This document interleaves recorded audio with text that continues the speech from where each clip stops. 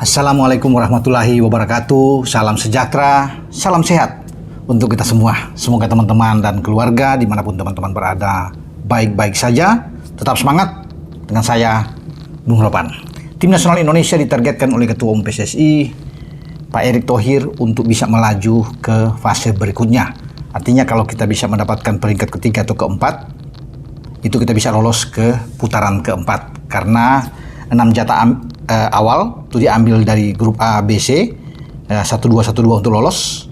Sementara 2 jatah sisa akan dipertaruhkan kembali atau diperebutkan kembali bagi peringkat yang menempati posisi 3-4. Dibuat 2 grup terdiri dari 3-3 untuk mencari 2 slot lagi melengkapi posisi 8 sebagai jatah Asia. Bahkan jatah Asia bisa memungkinkan untuk 9 jatah jika bisa mengalahkan salah satu negara dari Amerika Selatan untuk babak playoff pra Piala Dunia 2026, di mana Amerika dan Meksiko serta Kanada menjadi tuan rumah bersama.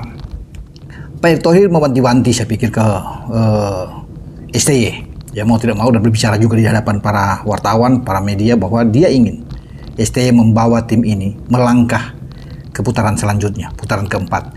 Kalau posisi 1 sudah berat, posisi 2 juga agak sulit, kecuali itu terbuka kalau kita membuat kejutan besar, mengalahkan Jepang di GBK tanggal 15 November dan mengalahkan Arab Saudi pada tanggal 19. Itu posisi kedua bisa kita ambil. Karena setelah itu kita masih punya 2 lagi kesempatan menjadi tuan rumah di bulan Maret dan bulan Juni 2025, Bahrain dan Cina. Sementara 2 laga tandang kita akan lakukan pada Maret melawan Australia dan Juni penutup melawan Jepang. Jadi memang kuncinya ada di November. Itu yang membuat Pak Erick tidak terlalu berekspektasi terlalu tinggi, ya. Karena Jepang beliau tahu sangat kuat, ya. Dan paling tidak imbang saja sudah luar biasa buat timnas, ya, untuk bisa menahan Jepang, apalagi menang, ya. Karena kata orang sepak bola itu bisa terjadi segala sesuatu. Jepang juga pasti akan berhati-hati karena mereka tahu atmosfer GBK itu luar biasa, bisa menteror mereka, dan kondisi pemain Indonesia sudah berubah, tidak sama dengan di Piala Asia. Itu diketahui dengan pasti oleh pelatih mereka, Hajime Moriyasu, sehingga mereka tidak akan main-main menghadapi Indonesia. Nah, kalau kita bisa menahan imbang paling tidak lawan Jepang, dan kita berharap bisa menang, mengambil 3 poin melawan Arab Saudi. Jika 4 poin ini didapat, peluang untuk menuju ke fase keempat atau putaran keempat sangat terbuka. Artinya mungkin di sana kita bisa mendapatkan 12-13 poin, dan ini pasti lolos, ya, ke putaran selanjutnya. Di awal juga kan STY sudah mengatakan, ya, kita paling tidak posisi keempat yang diincar. Kalaupun kita bisa langsung lolos, itu bonus yang luar biasa. Tapi sayang kita tidak bisa mendapatkan itu di Bahrain. Sudah di depan mata 3 poin lepas. Skor akhir 2-2 dengan, ya, teman-teman tahu semualah, dengan bagaimana kepemimpinan wasit Ahmed Al-Kaf saat itu. Dan akhirnya kita tumbang di Cina dengan 2-1, walaupun penguasaan bola kita sangat tinggi. On target kita juga lebih banyak dari Cina, percobaan menembak, tapi semua itu sia-sia. Karena toh di akhir pertandingan Cina yang menang dengan 2-1. Lain halnya kalau kita bisa menang melawan Bahrain, pasti lebih pede, kita bisa paling tidak imbang di Cina, itu sudah oke. Tapi 2 away tersebut kita hanya dapat 1 poin dengan imbang melawan Bahrain. Tidak mengapa, lupakan itu semua. Sekarang Pak Ketua Umum sudah mencanangkan, yang memberikan semacam ultimatum dalam tanda kutip kepada STY, bahwa Anda harus bisa membawa tim ini. Semua sudah diikuti, apalagi Mes Hilger sudah oke. Itu kan incaran lama. Kevin Dix bahkan sudah di depan mata, walaupun mungkin masih tersedia pada bulan Maret yang akan datang, tapi dia sudah pasti dia datang untuk bisa membela tim Indonesia sebagai orang yang punya keturunan, ya, Indonesia, karena dia punya latar belakang dengan Bakar Besi, ya, dari Ambon sana. Jai Iset sudah ada, apalagi kurang, ya. Calvin Verdong sudah datang, Martin Pas, Tom Haye, Ragnar Oratmangun, semua sudah datang, ya. Eliano termasuk dengan Mes terakhir kan, itu sudah menjadi permintaan dari STY. Jadi ketika ini sudah diberikan oleh PSSI mau untuk memaksimalkan ini, dioptimalkan, ya, untuk pertandingan ke depan. Dan saya pikir wajar-wajar saja kalau Ketua Umum mengatakan demikian, bahwa dia punya hak juga untuk meminta kepada STY untuk fokus menghadapi pertandingan melawan Jepang dan Arab Saudi. Karena disinilah kuncinya buat kita untuk bisa melihat apakah kita punya kesempatan bisa bersaing lolos ke fase selanjutnya dengan 2 hasil pertandingan di bulan November itu. Makanya dia sudah bilang tentunya ke STY, ya, untuk bisa memberikan yang terbaik, memuaskan penonton yang ada di GBK. Karena ini pasti seluruh penonton akan berharap sekali bahwa timnas mendapatkan hasil positif.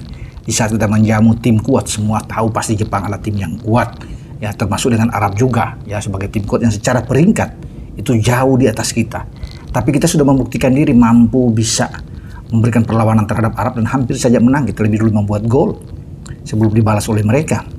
Jadi saya pikir peluang itu tetap ada, tinggal dari STY. Tidak boleh lagi main-main, bereksperimen, tentunya belajar dari apa yang terjadi di Qingdao di Cina, ya, ketika kita mungkin terlalu pede saat itu sehingga ada perubahan-perubahan yang dilakukan oleh STY dari Bahrain ke Cina, ya.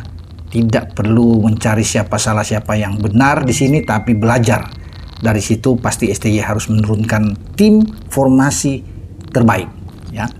Kalau perlu semua pemain diaspora yang sekarang sudah menjadi warga negara Indonesia, ya, untuk bisa bermain di sana, karena kita butuh poin. Sekali lagi, kita butuh poin untuk menghadapi Jepang dan Arab. Tidak perlu takut, tidak perlu cemas menghadapi dua tim ini, karena kita tahu sudah pernah maksudnya melawan mereka, ya, di Qatar, ya, Januari lalu kita sudah melawan Jepang, tampil dengan tim terbaik. Kita kalah 3-1, masih bisa membuat gol lewat Sandy Walsh. Ada satu penalti juga dari kemenangan 3-1 Jepang.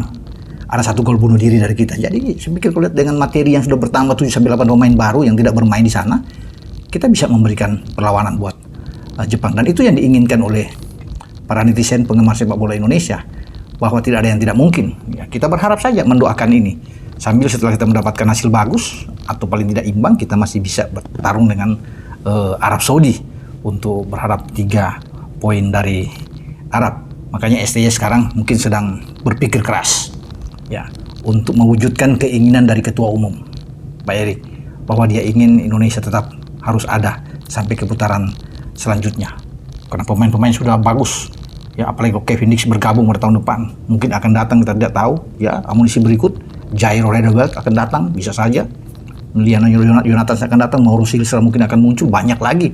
Ketika kita mendapatkan hasil yang bagus di bulan November, pasti dijamin bahwa banyak pemain-pemain keturunan kita yang bersedia menawarkan diri untuk menjadi pemain nasional, untuk berubah dari warga negara mereka dari Belanda menuju ke Indonesia dan bisa memperkuat merah putih kita. Itu yang bisa terjadi, ya.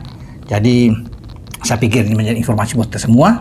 Pak Erick Thohir sudah berbicara, ya, kepada wartawan bahwa dia ingin, ya, yang terbaik tentunya untuk pertandingan bagi Indonesia selanjutnya. Dengan saya Bung Ropan berbicara. Ciao.